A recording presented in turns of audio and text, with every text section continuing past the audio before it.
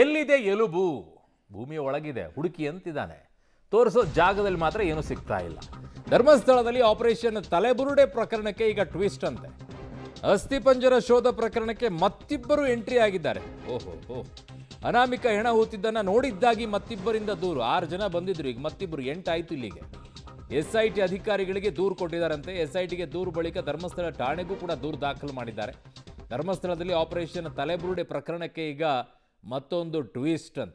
ಏನು ಟ್ವಿಸ್ಟ್ ಇಲ್ಲ, ಇದನ್ನ ಕಂಟಿನ್ಯೂ ಆಗಬೇಕು ಈ ಕೇಸು ಅಷ್ಟೇ, ಇನ್ನೇನು ಇಂಟೆನ್ಷನ್ ಇದ್ದಂಗೆ ಕಾಣಿಸ್ತಾ ಇಲ್ಲ.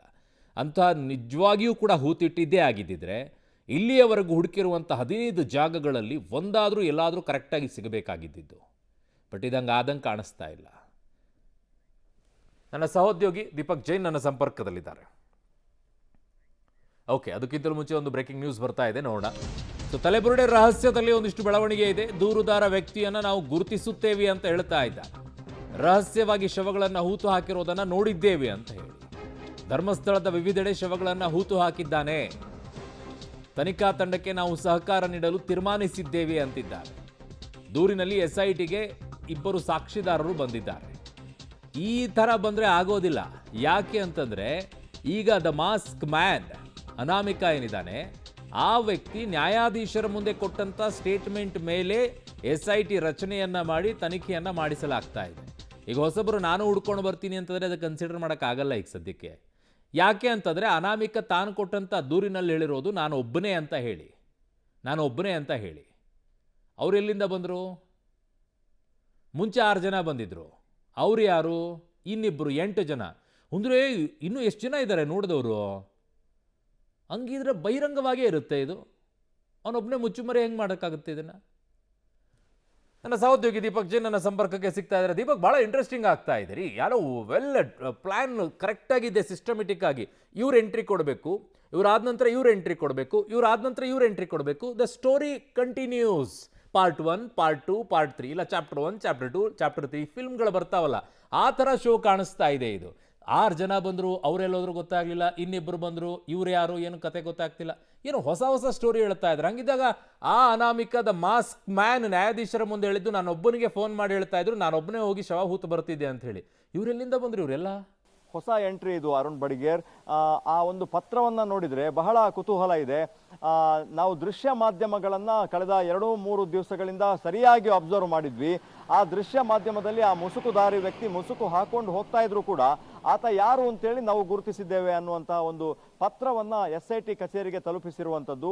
ಇಬ್ರು ಈ ಪತ್ರವನ್ನ ಬರೆದಿದ್ದಾರೆ ಅನ್ನುವಂತಹ ಮಾಹಿತಿಗಳು ಲಭ್ಯ ಆಗ್ತಾ ಇದೆ ಮತ್ತು ಆ ಪತ್ರ ಕೂಡ ಲಭ್ಯ ಆಗಿದೆ. ದೃಶ್ಯ ಮಾಧ್ಯಮದಲ್ಲಿ ಆತನ ಚಲನವಲನ, ಹೈಟು, ವೆಯ್ಟ್ ಎಲ್ಲವನ್ನ ನೋಡಿ ಆತ ಯಾರು ಅಂತ ನಾವು ಮಾಸ್ಕ್ ಇದ್ರೂ ಕೂಡ ಗುರುತಿಸಿದ್ದೇವೆ. ಹಾಗಾಗಿ ಆತ ಏನೋ ಕನ್ಫ್ಯೂಷನ್ ಆಗಿದ್ದಾನೆ, ಆದರೆ ನಮಗೆ ಕನ್ಫ್ಯೂಷನ್ ಇಲ್ಲ. ಆತ ಎಲ್ಲಿ ಹೂತಿದ್ದಾನೆ ಅಂತೇಳಿ ಅವನಿಗಿಂತ ಚೆನ್ನಾಗಿ ನಾವು ಹೇಳ್ತೇವೆ ಅಂತೇಳಿ ಇಬ್ರು ಮುಂದೆ ಬಂದಿರುವಂಥದ್ದು. ಆದರೆ SITಗೆ ಸ್ವಲ್ಪ ಡೌಟ್ ಬಂದಿದೆ. ಆರಂಭದಲ್ಲೇ ಅವರನ್ನು ನೇರವಾಗಿ ಧರ್ಮಸ್ಥಳ ಪೊಲೀಸ್ ಠಾಣೆಗೆ ಕಳುಹಿಸಿದ್ದಾರೆ.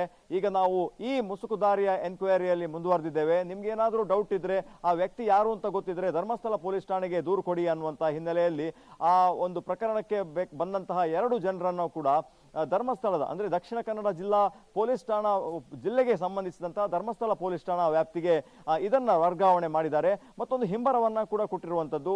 ದಕ್ಷಿಣ ಕನ್ನಡ ಜಿಲ್ಲೆಯ ಪೊಲೀಸರು ಈ ಪ್ರಕರಣವನ್ನ ಎನ್ಕ್ವೈರಿ ಮಾಡ್ತಾರೆ. ಮುಂದೆ ಅದು ಏನಾದರೂ DGಯ ಮೂಲಕ ಶಿಫ್ಟ್ ಆದ್ರೆ ನಾವು ಅದನ್ನ ತೆಗೆದುಕೊಳ್ತೇವೆ ಅನ್ನುವಂಥ ಒಂದು ಹಿಂಬರವನ್ನ ಕೊಟ್ಟು ಅವರನ್ನ ಕಳಿಸಿರುವಂಥದ್ದು. ಅರುಣ್, ಓಕೆ, ಬಟ್ ಇನ್ನೂ ಬರ್ತಾರಾ ಅಂತ? ಬರ್ತಾರೆ. ಈಗ ಆಲ್ರೆಡಿ 6 ಜನ ಬಂದಿದ್ದಾರೆ, 2 ಸೇರ್ಪಡೆಯಾಗಿದೆ. ಅದಕ್ಕಿಂತ ಹಿಂದೆ ಓಕೆ, ಹಾಗೆ ಸಂಪರ್ಕದಲ್ಲಿರಿ ದೀಪಕ್, ವಾಪಸ್ ಬರ್ತೀನಿ. ಅನಾಮಿಕ ದೂರುದಾರನ ಬುರುಡೆ ಆಟಕ್ಕೆ SITಗೆ ತಲೆ ಕೆಟ್ಟು ಹೋಗ್ಬಿಟ್ಟಿದೆ. ಇಷ್ಟೆಲ್ಲ ಗರಂ ಆಗ್ಬಿಟ್ಟಿದ್ದಾರೆ. ತನಿಖಾಧಿಕಾರಿಗಳ ತಲೆ ಕೆಡಿಸಿದ ಅನಾಮಿಕನ ಕ್ಷಣಕ್ಕೊಂದು ಹೇಳಿಕೆ. ಸ್ಪಾಟ್ ನಂಬರ್ 15 ABC ಶೋಧ ನಡೆಸುವಾಗ ಉಲ್ಟಾ ಹೊಡೆದಿದ್ದ ದೂರುದಾರ. ಧರ್ಮಸ್ಥಳದಲ್ಲಿ ಈಗ ಆಪರೇಷನ್ ತಲೆಬುರುಡೆ ಮುಂದುವರೆದಿದೆ. ಯಾವ ಹಂತಕ್ಕೆ ಹೋಗುತ್ತೆ ಅಂತಂದರೆ SIT ಅವರು ಅತ್ಯಂತ ತಾಳ್ಮೆಯಿಂದ ಇದ್ದಾರೆ. ನಾನು ಹೇಳ್ತೀನಲ್ಲ, ಮೊನ್ನೆ ಗ್ರಾಮದವರು ಅತ್ಯಂತ ತಾಳ್ಮೆಯಿಂದ ಇದ್ರು. 4 ಗುಂಡಿ ತೆಗೆದ ಮೇಲೆ ಹೊಸ ಕತೆ ಹೇಳ್ತಾ ಇರೋದು. ನಾನು ಹೆಣ ಹೂತಾಗ ಪೊಲೀಸರು ಬಂದಿದ್ರು ಅಂತ ಹೇಳಿ. ಅಯ್ಯಯ್ಯಯ್ಯೋ, ವೈದ್ಯರು ಬಾಲಕಿಯ ಮೃತದೇಹ ಮರಣೋತ್ತರ ಪರೀಕ್ಷೆ ನಡೆಸಿದ್ರು ಅಂತ. ನಾನು ಪೊಲೀಸರ ಸಮ್ಮುಖದಲ್ಲೇ ಶವ ಹೂತಿದ್ದೆ. ಅಯ್ಯೋ ತಂದತ್ಲಗೆ. SIT ಮುಂದೆ ಹೊಸ ಕತೆ ಏನು ಹೇಳಿದ್ದಾರೆ, ಅದನ್ನು ಯಾಲ್ರಿ ತೆಗಿಬೇಕೀಗ? ಹಾಗಿದ್ದಾಗ ಈ ವ್ಯಕ್ತಿ ಹೇಳ್ತಾ ಇದ್ದಲ್ಲ, ನನಗೇನೋ ಏನಾಗ್ಬಿಟ್ಟಿದೆ, ನನಗೆ ಪಶ್ಚಾತ್ತಾಪ ಆಗ್ಬಿಟ್ಟಿದೆ.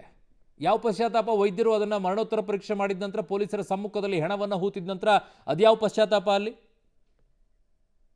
ಯಾರು ಇವರೆಲ್ಲ? ಏನು ತಮಾಷೆ ಮಾಡ್ತಾ ಇದ್ದಾರೆ? ನನ್ನ ಸಹೋದ್ಯೋಗಿ ದೀಪಕ್ ಇದ್ದಾರೆ. ದೀಪಕ್, ಏನು ತಮಾಷೆ ಆಡ್ತಾ ಇದ್ದಾರಾ? ಜನರ ದುಡ್ಡಿನ ವಿಚಾರದಲ್ಲಿ ಚೆಲ್ಲಾಟ ಮಾಡಿಕೊಂಡು ಪಾಪ IPS ಆಫೀಸರ್ಗಳ ಟೈಮನ್ನು ವೇಸ್ಟ್ ಮಾಡಿಕೊಂಡು ಬೇರೆ ಕೆಲಸ ಇಲ್ವಾ ಮಾಡೋಕ್ಕೆ? ಅವರು ಪೊಲೀಸರು ಬಂದಿದ್ರಂತೆ, ಮರಣೋತ್ತರ ಪರೀಕ್ಷೆ ಆಗಿತ್ತಂತೆ, ಬಾಲಕಿ ಶವ ಹೂತಿದ್ನಂತೆ. ಇದು ಯಾವುದಿದು? ಅರುಣ್ ಬಡಿಗೇರ್, ಪಾಯಿಂಟ್ ನಂಬರ್ 1 ಇಂದ 13 ತನಕ ಆರಂಭದಲ್ಲಿ ನಾವು ನೋಡಿದ್ದೇವೆ. ಇಡೀ ದಿನ ವಿಪರೀತ ಮಳೆಯ ನಡುವೆ ಕಾರ್ಯಾಚರಣೆಯನ್ನ ಪೊಲೀಸರು ಮತ್ತು SIT ತಂಡ ಮಾಡಿತ್ತು. ಆ 1ನೇ ದಿನ 6 ಅಡಿ 3 ಅಡಿ ಅಗೆಯೋ ಬದಲು ಸುಮಾರು 20-30 ಅಡಿ ಅಗಲವನ್ನ ಬೇರೆ ಬೇರೆ ಜಾಗಗಳಲ್ಲಿ ಅಲ್ಲಲ್ಲ ಅಂತೇಳಿ ತೋರಿಸ್ತಾ ಇದ್ದಂತಹ ಅನಾಮಿಕ ವ್ಯಕ್ತಿ ಈ 13 ಪಾಯಿಂಟ್ನಲ್ಲಿ 20ಕ್ಕೂ ಹೆಚ್ಚು ಸಮಾಧಿಗಳನ್ನು ಅಗಿಸಿದ್ದಾನೆ. ನನಗೆ ಮಿಸ್ ಆಗಿದೆ, ಅಲ್ಲಾಗಿರಿ ಅನ್ನುವಂಥದ್ದು. ಆದರೆ ನಿನ್ನೆ ಪಾಯಿಂಟ್ ನಂಬರ್ 15 ಬಹಳ ಕುತೂಹಲಕಾರಿಯಾಗಿತ್ತು ಅಂತ. ಈ ಬೋಳಿಯಾರ್ ಅನ್ನುವಂಥ ಒಂದು ಕಾಡಿದೆ. ಈ ಕಾಡಿನಲ್ಲಿ ಸುಮಾರು 1.5 ಕಿಲೋಮೀಟರ್ ಪೊಲೀಸರು ಒಳಗೆ ಹೋಗ್ತಾರೆ. AC ಅವರು, SIT ಅವರು, ಎಲ್ಲರ ತಂಡ ಸುಮಾರು 45 ಮೆಂಬರ್ಸ್ ಒಳಗೆ ಹೋಗ್ತಾರೆ. 1.5 ಕಿಲೋಮೀಟರ್ ನಡೆದು ಒಂದು ಜಾಗವನ್ನ ಗುರುತು ಮಾಡ್ತಾನೆ. ಆ ಜಾಗದಲ್ಲಿ ಡಿಗ್ಗಿಂಗ್ ಮಾಡ್ತಾನೆ. ಇದಲ್ಲ ಮತ್ತೊಂದು ಅಂತೇಳಿ 15 ABC ಅಂತ 4 ಪಾಯಿಂಟ್ಗಳನ್ನ ಗುರುತಿಸಿ ಎಲ್ಲವೂ ಕೂಡ 4 ರಿಂದ 5 ಅಡಿಯವರೆಗೂ ಕೂಡ ತೋಡ್ತಾರೆ. ಆ ಎಲ್ಲ ಹೊಂಡಗಳ ಮಧ್ಯದಲ್ಲಿ ಆತ ನಿಂತು ನನಗೆ ಹಳೆಯ ಒಂದು ನೆನಪಾಗ್ತಾ ಇದೆ. ನಾನಿಲ್ಲಿಗೆ ಪೊಲೀಸರ ಜೊತೆ ಬಂದಿದ್ದೇನೆ.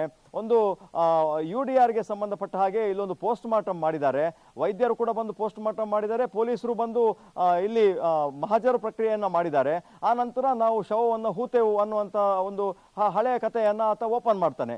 ಈ ಸಂದರ್ಭದಲ್ಲಿ SIT ಅಧಿಕಾರಿಗಳು ಮತ್ತು AC ಸ್ಟೆಲ್ಲಾ ಅವರಿಗೆ ಕೋಪ ಬಂದ್ಬಿಡ್ತದೆ ಅಲ್ಲಿ ಅನ್ನುವಂಥದ್ದು. ಯಾಕಂದ್ರೆ ಈ ಕಥೆಯನ್ನ ಆತ ಆರಂಭದಲ್ಲೇ ಹೇಳಿದ್ರೆ ಇದೊಂದು ಅನ್ಯಾಚುರಲ್ ಡೆತ್, ಇದರ ಬಗ್ಗೆ ಎಲ್ಲವೂ ಕೂಡ ದಾಖಲಿರ್ತದೆ. ಆದ್ರೆ ಈತ ಒಬ್ಬನೇ ಬಂದು ಹೂತಂತಹ ಶವ ಯಾವುದು ಅನ್ನುವಂಥದ್ದು ಪ್ರಶ್ನೆ. ಹಾಗಾಗಿ ಈತ ಹೇಳಿದಂತಹ ಆ ಏಜ್ ಮತ್ತು ಆ ಇಸುವಿಯ ಬಗ್ಗೆ ಈಗ ದಾಖಲೆಗಳನ್ನು ಸಂಗ್ರಹ ಮಾಡ್ತಾ ಇದ್ದಾರೆ. ಅಂದ್ರೆ ಆ ಆಸುಪಾಸಿನಲ್ಲಿ ಧರ್ಮಸ್ಥಳ ಪೊಲೀಸ್ ಠಾಣೆ ಮತ್ತು ಧರ್ಮಸ್ಥಳ ಗ್ರಾಮ ಪಂಚಾಯತ್ಗೆ ಸಂಬಂಧಪಟ್ಟ ಹಾಗೆ ದಾಖಲೆಗಳು ಇರ್ತದೆ, ಹಳೆಯ ದಾಖಲೆಗಳು. ಅದನ್ನ ಪರಿಶೀಲನೆಯನ್ನ ಮಾಡಲಿಕ್ಕೆ ತೊಡಗಿದ್ದಾರೆ. ಮತ್ತು ನಿನ್ನೆ 10-15 ನಿಮಿಷ ಮೊದಲೇ ಈ ಆತ ದೂರುದಾರ ಕಾರ್ ಹತ್ತಿ ವಾಪಸ್ ಆಗುವ ಮೊದಲೇ ಸ್ವಲ್ಪ ಗರಂ ಆಗಿರುವಂತಹ AC ಸ್ಟೆಲ್ಲಾ ವರ್ಗೀಸ್ ಅವರು ಆ ಸ್ಥಳದಿಂದ ಪುತ್ತೂರು ಉಪವಿಭಾಗಕ್ಕೆ ತೆರಳಿರುವಂತದ್ದು. ಹಾಗಾಗಿ ಈ ತರದ ಘಟನೆಗಳು ಈಗ ನಡೆಯೋದಕ್ಕೆ ಆರಂಭ ಆಗಿದೆ. ಅರುಣ್. ಓಕೆ ದೀಪಕ್, ಜೈ, ನಿಮ್ಮೆಲ್ಲ ಮಾಹಿತಿಗೆ ಧನ್ಯವಾದಗಳು. ಸೊ ಧರ್ಮಸ್ಥಳದಲ್ಲಿ ಈಗ ಆಪರೇಷನ್ ತಲೆಬುರುಡೆ ಮುಂದುವರೆದಿದೆ. ಆದರೆ ಈ ಅನಾಮಿಕ ಹೋದ ಜಾಗದಲ್ಲೆಲ್ಲ ಒಂದೊಂದು ಕಥೆ ಅಂತೆ. ಈಗ ಒಂದು ಯಾವ ಜಾಗದಲ್ಲಿ ಹೇಳಿದಾರಂತೆ, ಹಿಂದೆ ಮರಣೋತ್ತರ ಪರೀಕ್ಷೆ ಆಗಿತ್ತಂತೆ, ವೈದ್ಯರಲ್ಲಿ ಬಂದಿದ್ರಂತೆ, ಪೊಲೀಸರು ಕೂಡ ಬಂದಿದ್ರಂತೆ, ತದನಂತರ ಆ ಬಾಡಿಯನ್ನು ಅಲ್ಲಿ ಹೂತಾಕಿದ್ರಂತೆ. ಇದು ಯಾವ ಕಥೆ ರೀ? ಯಾವ ಕಥೆ ಇದು?